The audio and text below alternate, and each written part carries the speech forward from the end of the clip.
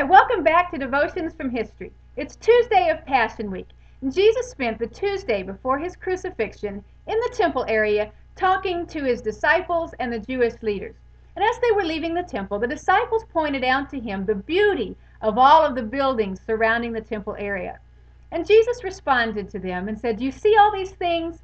I tell you the truth, there is coming a time when not one stone will be left on another."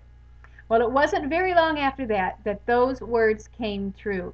In 70 AD, the Roman general Titus destroyed Jerusalem and the temple.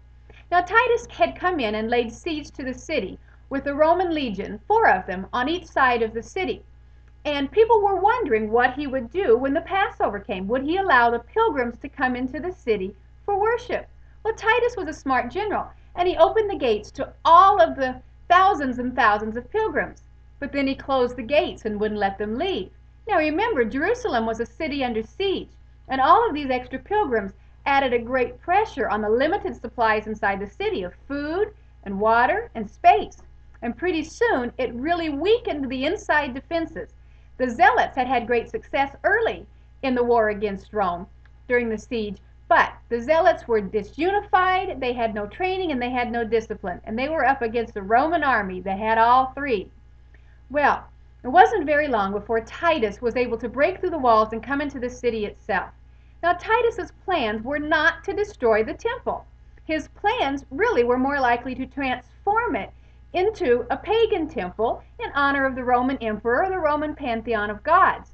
But it just so happens that a Roman soldier took a burning stick and threw it up onto the walls of the temple. And nobody knows quite how it happened, but somehow that one burning stick caught something else on fire, and pretty soon the fire spread and the entire temple was ablaze. It actually went in and caught fire to the rest of the city, demoralizing the Zealots and giving Titus the victory that he wanted. Now, it's interesting that Titus hadn't planned on destroying the temple, but that stray stick did the job and set it on fire. And here's what happened. Because of the burning in the temple, all of the gold and the precious things that were in the temple melted down between the stones. And so Titus gave the order to take the temple apart stone by stone to get to that gold. Does that sound familiar? Jesus had said that not one stone would be left on another. And even though that wasn't Titus's plan, the words of Jesus were still fulfilled. Now, it's interesting that the Roman emperor offered Titus the wreath of victory over the conquest of Jerusalem, and Titus refused it because he said this, that there was no merit in conquering a people who had been vanquished by their own God. Had God really left the Jewish people?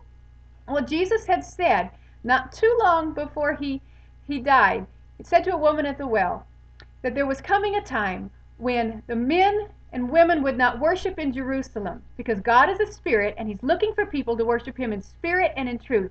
He was wanting to build a temple not in Jerusalem but in the hearts of people. And that's what he is still looking for, because that is a temple that no one can destroy. It's eternal. So today, on Tuesday of Passion Week, make sure that you are building the kind of temple within your heart, not a building, not a place to impress people, but a temple that is one that is a dwelling place of God, his holy habitation, because nothing can destroy that, not even a Roman general.